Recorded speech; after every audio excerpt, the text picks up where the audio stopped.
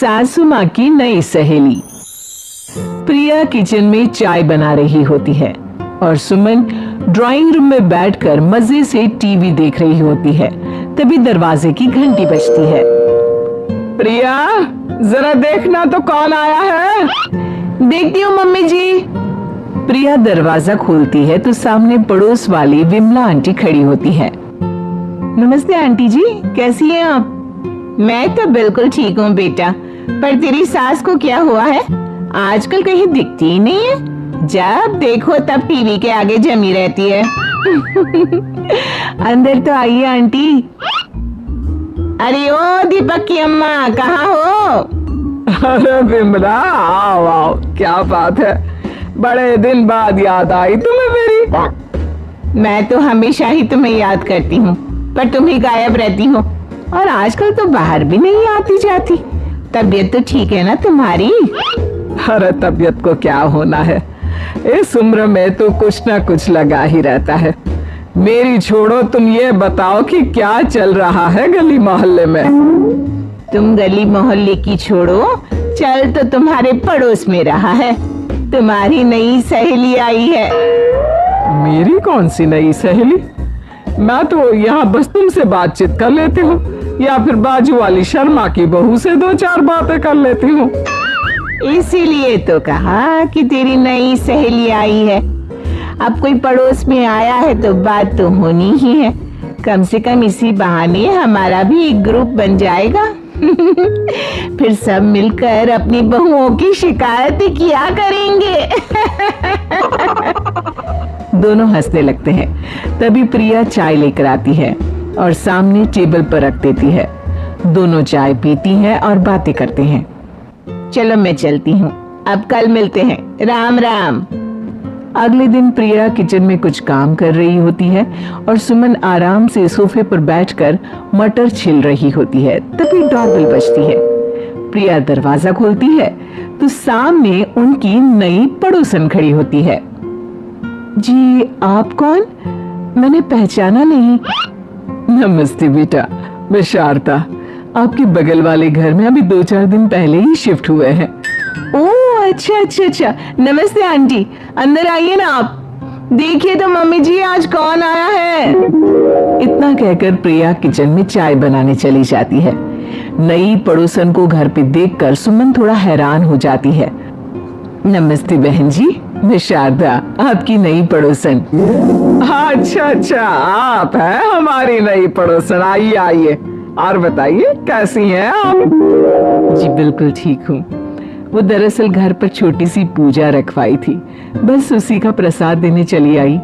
सोचा इसी बहाने नए पड़ोसियों से भी मुलाकात हो जाएगी।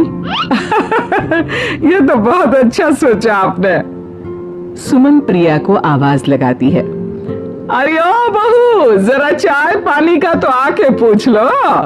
ये आजकल की बहुएं भी ना, जब तक बोलो नहीं तब तक कुछ नहीं करेंगी। आई मम्मी जी। प्रिया चाय लेकर आती है। दोनों बैठकर चाय पीती हैं और खूब सारी बातें करती हैं। अच्छा बहन जी, अब मैं चलती हूँ, फिर मिलते हैं। अब तो आना जाना लगा ही रहेगा। शारदा के जाने के बाद प्रिया किचन से बाहर आती है। क्या बात है मम्मी जी, आप दोनों को देखकर तो लगा ही नहीं कि पहली बार मिल रही हो। आप दोनों तो बिल्कुल बिछड़ी हुई सहेलियों की तरह बातें कर रही थी। अरे जब दो औरतें मिल जाती है ना, तो बातें अपने आप ही निकल आती है। अब तू अपने काम पर ध्यान दे, बातों पे नहीं। ऐसे ही कुछ दिन बीत जाते हैं। अब सुमन और शारदा अच्छी सहेलियां बन गई होती हैं। दोनों एक साथ मंदिर जाती, मार्केट जाती और कभी कभी तो विमला भी इनके साथ मिलकर खूब हंसी ठिठोली करती। एक शाम तीनों बैठकर सुमन के घर पर चाय पी रही होती है कि तभी बहुत तेज बारिश शुरू हो जाती है। सुमन जोर से प्रिया को आवाज लगाती है। प्रिया, ओ प्रिया, देख कितनी तेज बारिश हो रही है। जाके छत से सारे कपड़े ले आ, नहीं तो सब भीग जाएंगे। सुमन 2 बार आवाज लगाती है लेकिन प्रिया का कोई जवाब नहीं आता।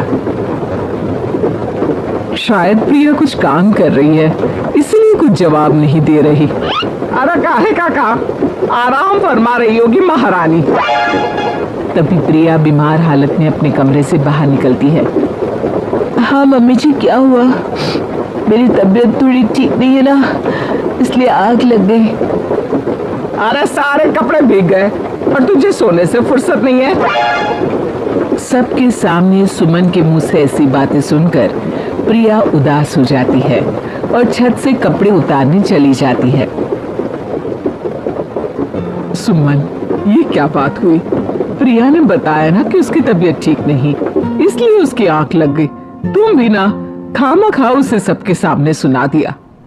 अरे आप नहीं जानती शारदा जी, कुछ बहुएं ना बहुत आलसी होती है, घर का एक काम नहीं करना चाहती। ऐसा नहीं है सुमन, तुम्हारी बहू तो बहुत प्यारी है, तुम्हारी सारी बात भी तो मानती है।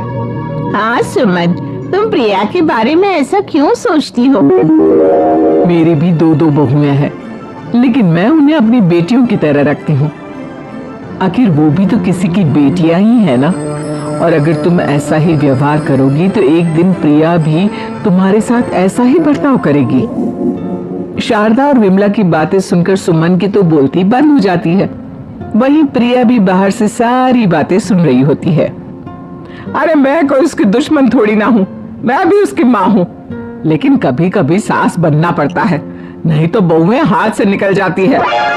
देखो सुमन, ये सब सोच का फर्क है। अगर तुम ये सोचोगी तो कभी प्रिया को अपनी बेटी नहीं बना पाओगी। इतना कहकर शारदा और विमला वहां से चली जाती हैं और सुमन अकेले बैठकर उनकी बातें सोचने लगती है। अगले दिन प्रिया और दीपक अपने कमरे में बैठकर बात कर रहे होते हैं और सुमन उनके कमरे के बाहर कुछ काम कर रही होती है और उन दोनों की बातें सुन लेती है। दीपक, तुम्हें पता है हमारे पड़ोस में जो शारदा आंटी है ना, बहुत अच्छी है। अच्छा, ऐसा क्या हो गया जो तुम्हें वो इतनी अच्छी लगने लग गई? कुछ खास नहीं, बस कल जब मम्मी जी मुझे सबके सामने सुना रही थी तो शारदा आंटी ने मेरा साथ दिया। मैं तो सच में हैरान ही रह गई थी जब उन्होंने मम्मी जी को मुझसे ऐसा बर्ताव करने के लिए मना किया। अच्छा, फिर क्या हुआ? होना क्या था, शारदा आंटी तो मम्मी जी को समझा ही रही थी कि बहू को भी बेटी की तरह ही रखना चाहिए, लेकिन मम्मी जी तो मम्मी जी है ना, उन्हें तो मुझ में हमेशा कमी ही दिखती है। काश मुझे भी शारदा आंटी जैसी सास मिली होती जो मुझे भी अपनी बेटी जैसी समझती। सुमन ये सब सुनकर बहुत उदास हो जाती है और वहां से चली जाती है। प्रिया की बातें सुमन के कानों में बार बार गूंज रही थी। उसे बहुत शर्मिंदगी महसूस हो रही थी कि उसने प्रिया के साथ बहुत गलत किया है। अगले दिन सुमन शारदा और विमला को बुलाती है। क्या बात है सुमन, आज तूने ऐसे अचानक क्यों बुलाया? सब ठीक तो है ना? हाँ हाँ, सब ठीक है, तुम दोनों बैठो तो सही। तब तक दीपक और उसके पापा भी आ जाते हैं। प्रिया, तुम भी आ जाओ। क्या हुआ मम्मी जी, आपने बुलाया? हाँ प्रिया बेटा, मैं आज सबके सामने तुमसे माफी मांगना चाहती हूँ। मैंने आज तक तुम्हारे साथ बहुत बुरा व्यवहार किया है, लेकिन तुमने कभी भी मेरे साथ बुरा बर्ताव नहीं किया। मुझे अपनी गलती का एहसास हो गया है, हो सके तो मुझे माफ कर देना। प्रिया अपनी सास की बातें सुनकर हैरान हो जाती है, उसकी आंखों में आंसू आ जाते हैं। प्लीज मम्मी जी, आप मुझसे माफी मत मांगिए, मैं भी आपकी बेटी ही हूँ। वैसे एक थैंक यू तो मेरी नई सहेली को भी बनता है, जिसकी वजह से मुझे मेरी गलती का एहसास हुआ। शारदा बहन, आपका बहुत बहुत शुक्रिया जो आपने मेरी आंखें खोल दी। अरे क्या सुमन, तुम भी ना? तो फिर इसी बात पर चाय और पकोड़े हो जाए। हाँ हाँ, क्यों नहीं।